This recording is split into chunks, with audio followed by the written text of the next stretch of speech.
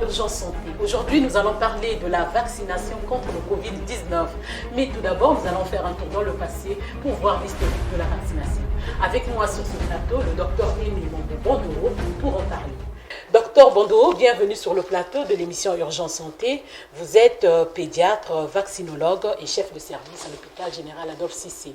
Ce soir, nous parlons de la vaccination contre le Covid-19, mais nous allons faire un tour dans le passé pour voir l'historique de la vaccination. Alors, à la fin du XVIIIe siècle, un médecin de campagne anglais, Edward Jenner, fait une découverte importante. Une maladie bénigne des vaches, la vaccine, qui ressemble à de la variole. Est-ce de là que découle l'histoire de la vaccination? Merci Laura pour cette question. On peut dire oui ou non. Oui, parce que c'est là où le mot vaccin sort. Mais non, parce que depuis l'Antiquité, les anciens avaient déjà l'idée de se protéger contre les maladies en utilisant beaucoup de méthodes. Ah, l'idée était là, mais le nom n'était pas encore voilà.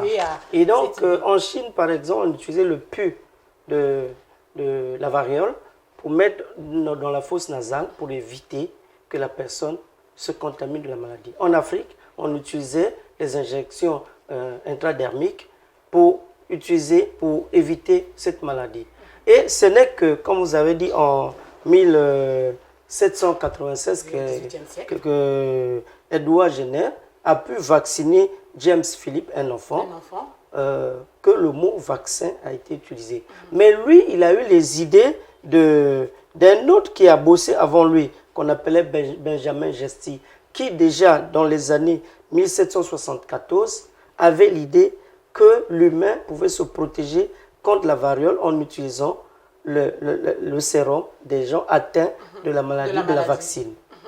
Et donc, en 1885, donc au 19e siècle, Louis Pasteur crée un vaccin atténué en l'honneur de Jenner.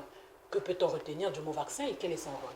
Avant de dire mot vaccin, il faut dire que Louis Pasteur, pour nous, c'est un père et qu'il faut beaucoup respecter parce qu'il a été très intelligent. Voilà. Et donc, c'est lui qui invente le vaccin contre la rage. Et donc, en 1885, il vaccine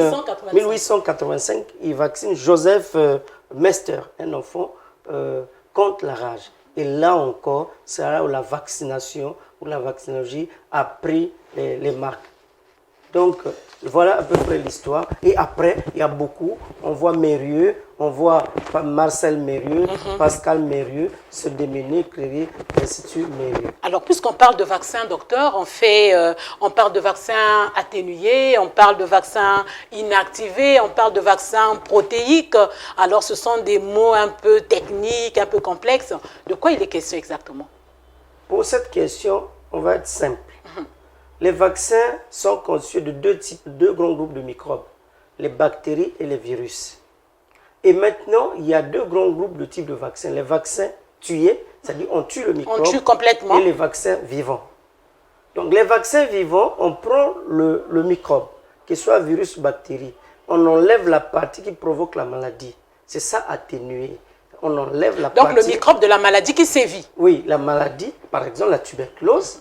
On prend le bacille de Koch, on enlève sa partie qui provoque la maladie. Et il est encore vivant. Et on le fait par méthode scientifique, on le fait multiplier, se multiplie, et on met dans un flacon, ça devient un vaccin. C'est ça le vaccin atténué. C'est-à-dire on a réduit sa capacité de provoquer la maladie. Donc dans ce contexte, il y a la rougeole, il y a la tuberculose, la rubéole, la poliomyélite orale. Et ça, c'est le grand groupe. Il y a les vaccins inactivés, qu'on appelle tués. C'est-à-dire, on prend le microbe, on le tue. Complètement. On tue complètement. Maintenant, on peut avoir le vaccin entier. C'est-à-dire que tout le microbe, là, il est tué, on fabrique ces vaccins entiers. On peut prendre une partie de l'enveloppe et on fabriquer le vaccin. Ce qu'on appelle les vaccins anatoxines. Par exemple, le vaccin de la diphtérie. Ou encore, on peut prendre sur l'enveloppe, sur la capsule, du sucre. De la capsule. Donc ce sont là les vaccins polysaccharidiques. Polysaccharidiques qui ont beaucoup de sucre. On vaccine. Malheureusement, ces vaccins ne sont pas très immunogènes chez les enfants de moins de 2 ans. C'est-à-dire ne provoquent pas assez d'anticorps chez les enfants de 2 ans. Et on a fabriqué les vaccins polysaccharides conjugués. Donc on prend la protéine d'un autre microbe, on vient coller à ce sucre-là et le vaccin devient polysaccharide conjugué. qui est encore plus efficace et plus homogène ces enfants, qui peut commencer à partir de 2 mois. Par exemple, le vaccin pneumocoque 13. Et donc, voilà à peu près, et les vaccins par génie génétique. Les vaccins par ARN, ADN, c'est-à-dire on va prendre l'ARN ou l'ADN pour fabriquer le vaccin. Oui, on va y revenir. Tel que le vaccin de Corona. Oui, on va y revenir, docteur. Okay. Alors, de façon générale, quels sont les bienfaits de la vaccination? La vaccination a beaucoup de bienfaits. Le premier avantage, c'est la protection individuelle. La personne qui est vaccinée est protégée. Fabrique les anticorps. Mais le deuxième avantage, c'est la protection collective. Tout le monde qu'on a vacciné se protège. Et quand il y a plus de 95-87% des gens qui sont vaccinés, le virus ou la bactérie ne circule plus. Le virus ne circule plus. Donc, c'est l'immunité collective. Et donc, que va provoquer cette immunité collective? Réduction du nombre de malades, qu'on appelle réduction de morbidité, réduction de décès, donc réduction de la mortalité. Et après, ça peut arrêter l'épidémie ou la pandémie, éradiquer la pandémie ou l'épidémie. Donc, voilà les avantages de la vaccination. Alors, on va donc venir à notre thème du jour, la vaccination actuelle, celle du Covid-19. Mais d'abord, docteur, c'est quoi un coronavirus? Bon, un coronavirus, en latin, normalement, c'est vaccin, virus à couronne. Donc, c'est comme une couronne. Donc, c'est des virus connus depuis longtemps. Depuis longtemps. Ah, depuis longtemps. Oui, des virus connus depuis longtemps, depuis des années. Si on donne l'exemple, en Chine, en 2002, il y a eu une épidémie à coronavirus qui a tué 800 personnes. Et donc, c'est des microbes qu'on connaît depuis. Et en 2003, il y a eu... En 2003, il y a eu le SARS en Arabie Saoudite.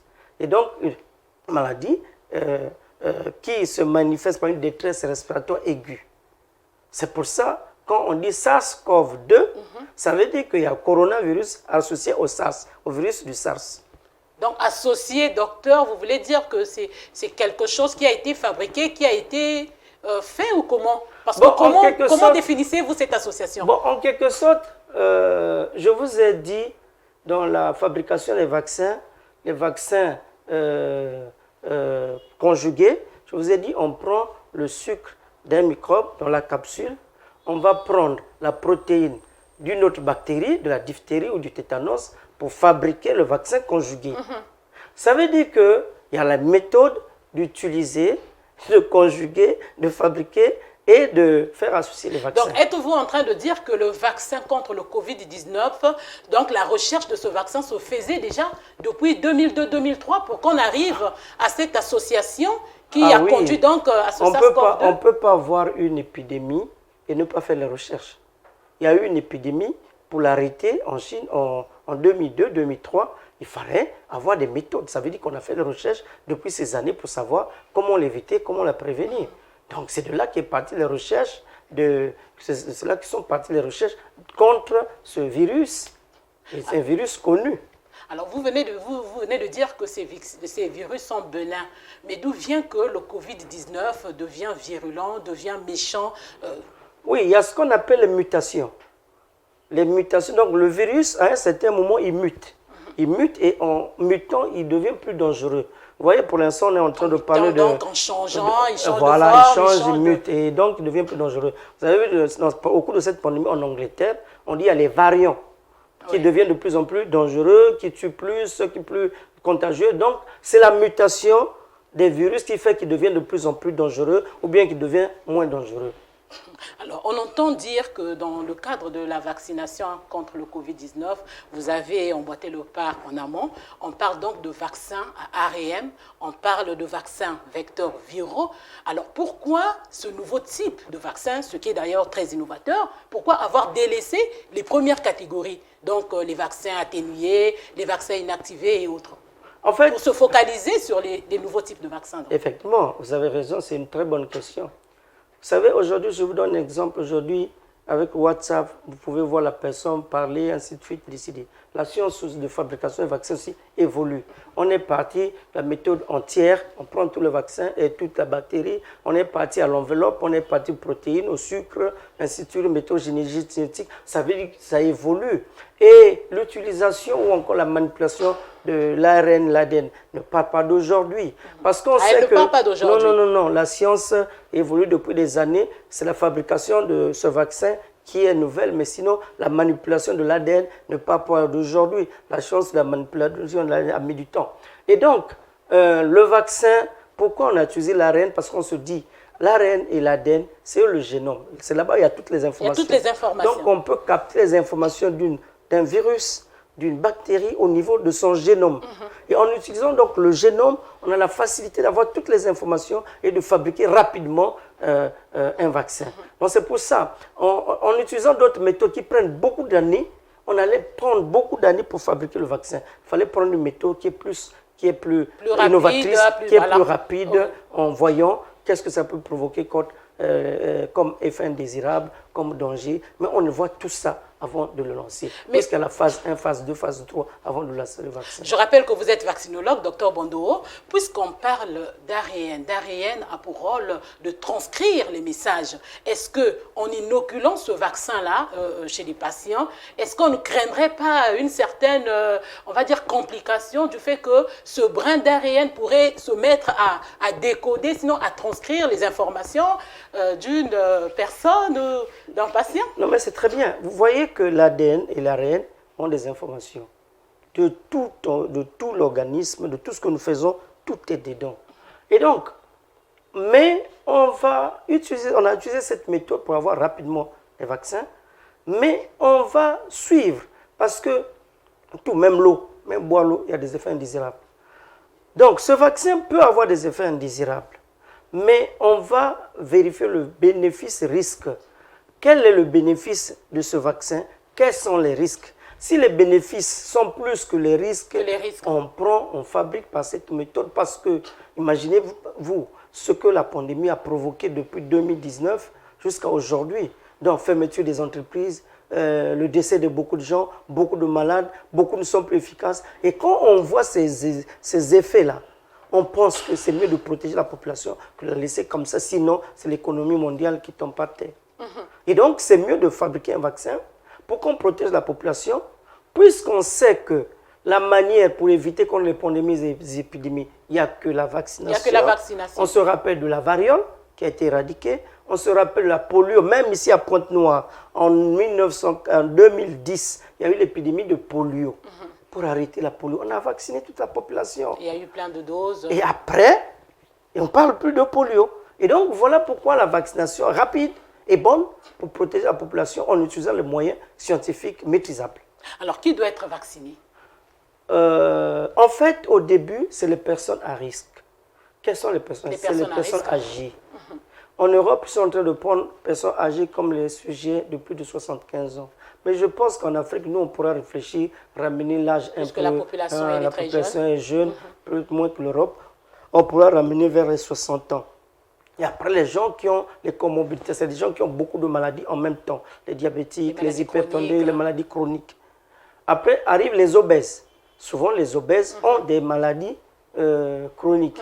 Et après, mais avant eux, le personnel soignant.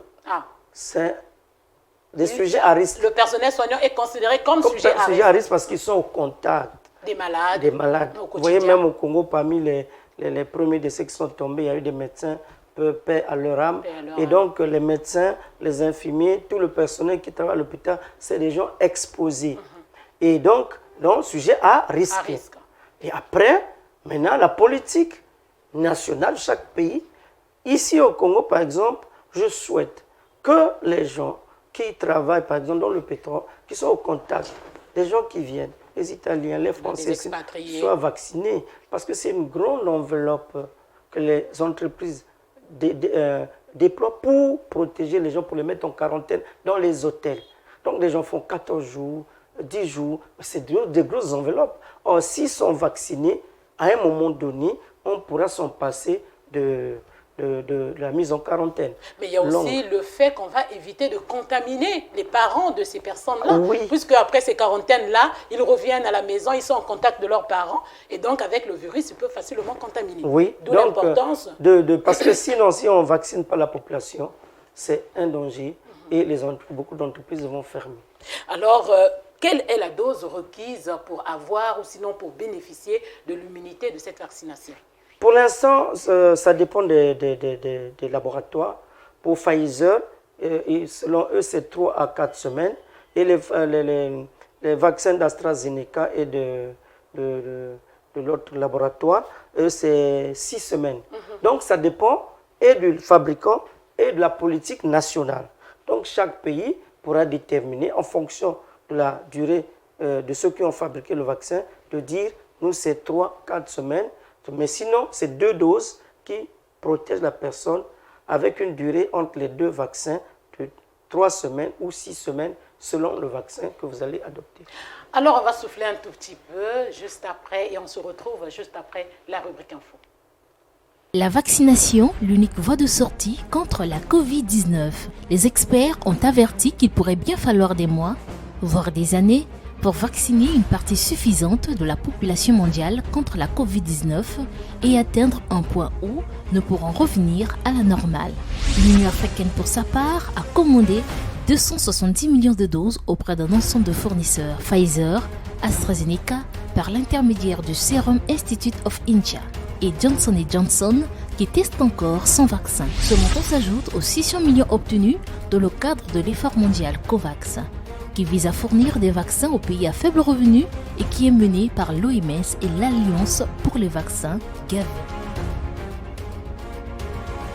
Au Congo-Brazzaville, par contre, les pharmaciens, médecins et biologistes se sont réunis le 25 janvier à Brazzaville à la faveur d'une journée dite scientifique pour examiner la nature du vaccin de lutte contre la Covid-19 et revoir l'avant-projet de loi devant organiser les professionnels de santé.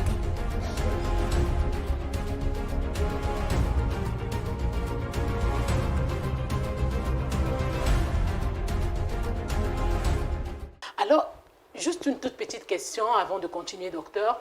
Qui doit bénéficier du vaccin? Je vais parler pas des personnes à risque, mais je vais parler des personnes ayant développé la maladie ou des personnes qui n'ont pas encore développé la maladie. Ah oui, parce qu'aujourd'hui, on sait qu'une personne peut refaire la maladie. Pourquoi? Parce que le microbe a 4 pieds de fixation, 4 pieds de site de fixation.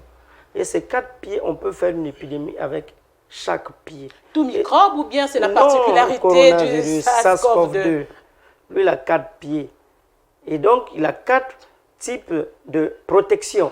Donc, si vous avez l'épidémie par le pied A, vous êtes protégé. Mais il y a 3 pieds là. Il y a 3 pieds.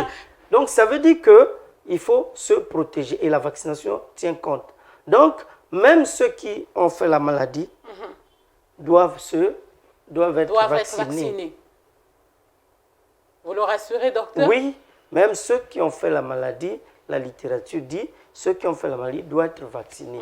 Parce que le vaccin tient compte de la protection contre les 4 sites, les 4 protéines de fixation, alors que la maladie n'atteint peut-être que un pied.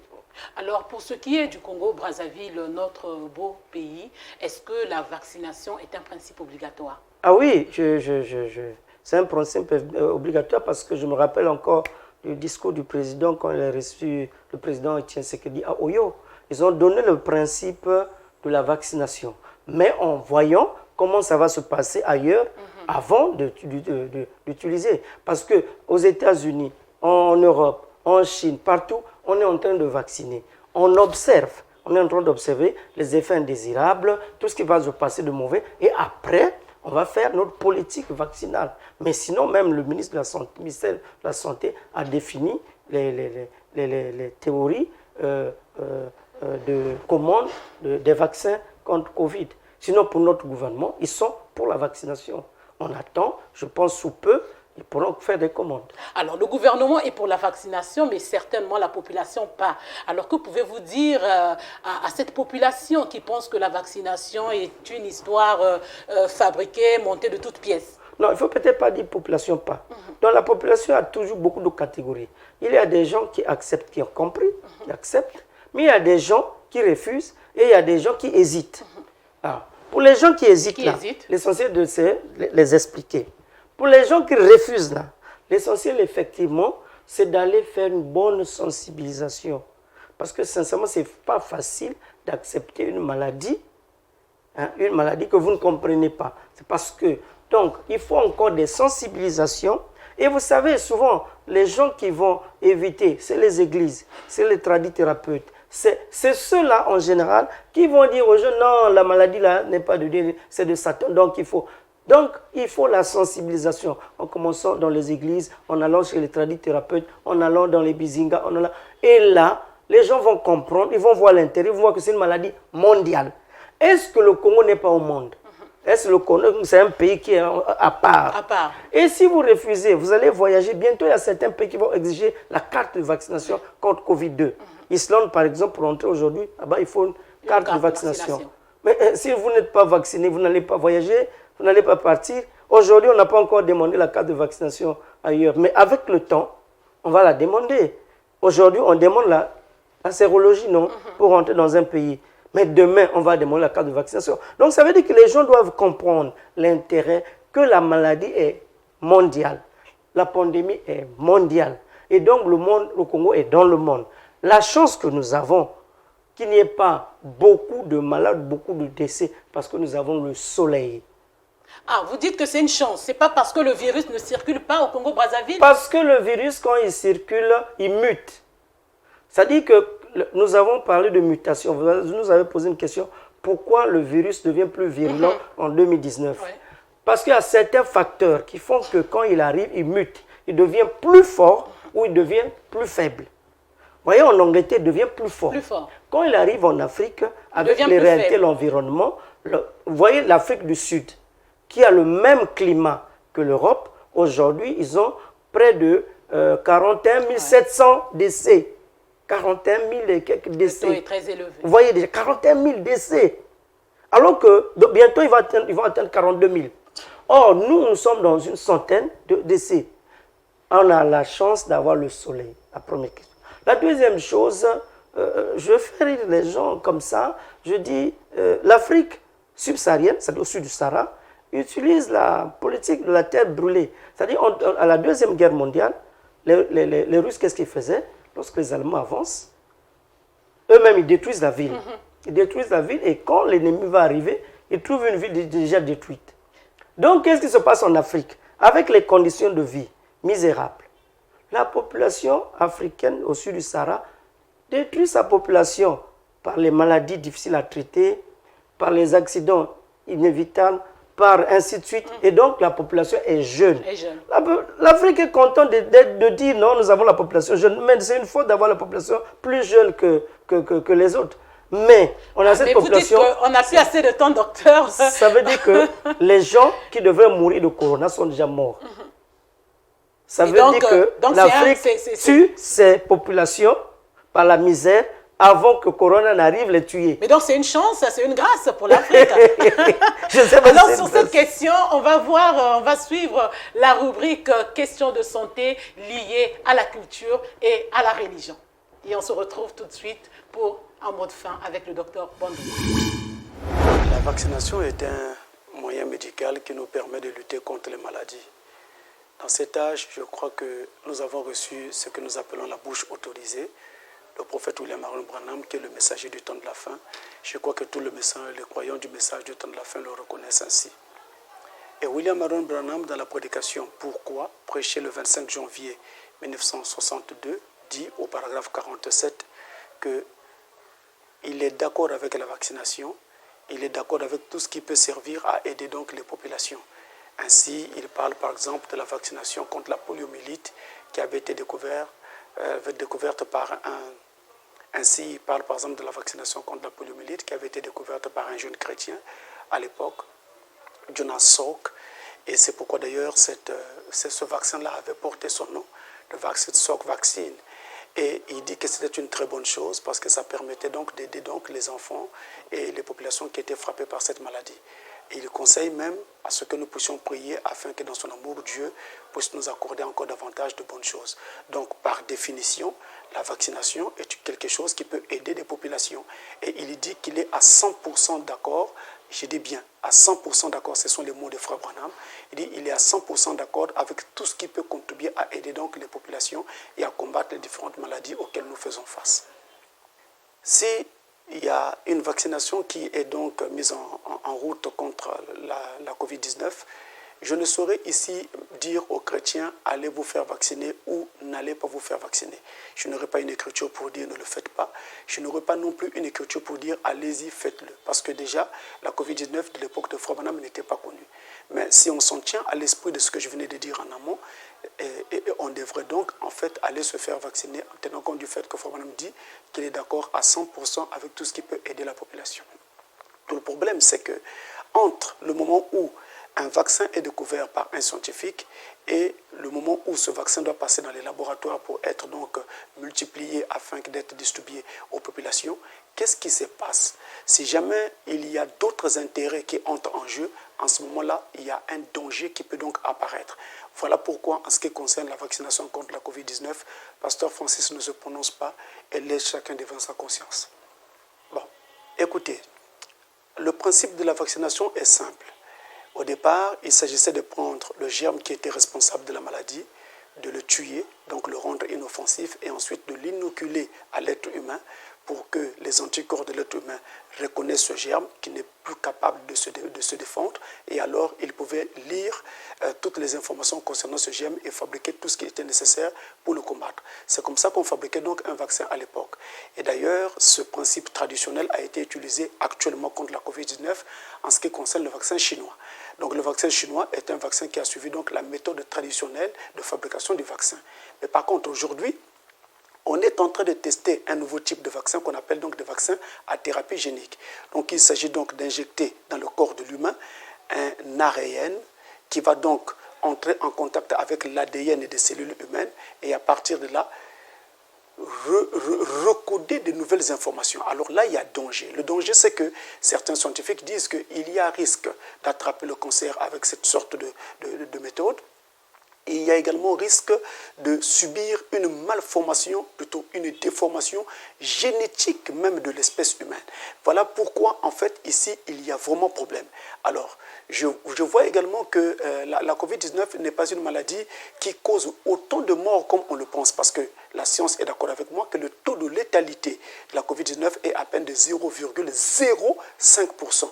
Donc, ce n'est pas aussi criard que cela pour que on puisse avoir aujourd'hui cette campagne de vaccination à grande échelle. C'est là où intervient donc un doute, c'est là où intervient un problème. Est-ce qu'il n'y a pas anguille sous roche? Est-ce qu'il n'y a pas de problème? C'est là où il y a une sorte de peur. Et vous avez des grands hommes des sciences, comme par exemple le professeur Montagnier, un professeur qui est un prix Nobel de médecine, qui dit qu'il ne se fera pas vacciner. Qu'est-ce qu'il faut en dire? Qu'est-ce qu'il faut en conclure? Je laisse chacun devant sa conscience. Docteur Bondo, nous arrivons à la fin de notre entretien. Une question avant de nous séparer. Alors, on parle donc de Pfizer, on parle de Moderna, on parle de Sputnik, autant de laboratoires, autant de vaccins. Quel est finalement le vaccin qui pourra être inoculé ou conseillé aux Congolais au cas où le gouvernement venait à donner le quitus? Bonne question. Ça dépend de la politique nationale et du comité technique de vaccination. C'est-à-dire, avant de décider de prendre un vaccin, le gouvernement a mis en place, nous avons ce qu'on appelle le programme élargi de vaccination. Et ce programme-là a un comité scientifique qui décide en fonction de ce que les autres ont subi, de ce que les autres ont fait, pour décider quel type de vaccin aller prendre. Mais là aussi, ça dépend de l'OMS. L'OMS va dire, l'Afrique pauvre achète des vaccins dans tel pays. Donc, en rapport, l'OMS et le pays, on va décider quel vaccin en fonction du coût aussi. Mais on tient compte de l'efficacité. Donc, coût, efficacité, programme national et on va décider du vaccin à prendre. Au jour d'aujourd'hui, personne ne peut décider de dire c'est tel vaccin qu'on va prendre. Mais si vous aviez un souhait à faire, puisque vous êtes vaccinologue, que souhaiteriez-vous ou que proposeriez-vous? On est en train de voir comment ça évolue. Parce que chaque laboratoire avait l'obligation de dire mon vaccin le meilleur. Mais on va suivre, on va voir l'évolution, les effets indésirables, lequel aura moins d'effets indésirables et lequel va coûter bon prix par rapport à nos moyens. Et c'est avec le temps qu'on va décider. Aujourd'hui, on ne peut pas prendre la décision de dire tel vaccin. Alors, docteur, un tout petit mot sur le coronavirus, dont le scepticisme est toujours présent au niveau des citoyens congolais. C'est de dire à tous les Congolais que le coronavirus existe, bel et bien au monde et au Congo. Et que le nombre de cas d'hospitalisés est en train d'augmenter et le nombre de décès est en train d'augmenter. Et il me semble qu'avec le temps, on sera encore un peu plus dur, des moyens, des mesures barrières, que de laisser ce que les Congolais font. Parce que si on ne suit pas ce que dit le gouvernement, on va dans l'hécatombe. Docteur Brando, merci. Merci Laura. C'est la fin de notre entretien qui a porté sur la vaccination contre le Covid-19 au Congo-Brazzaville. Merci de l'avoir suivi. Urgence Santé vous fait gagner en santé. Au revoir.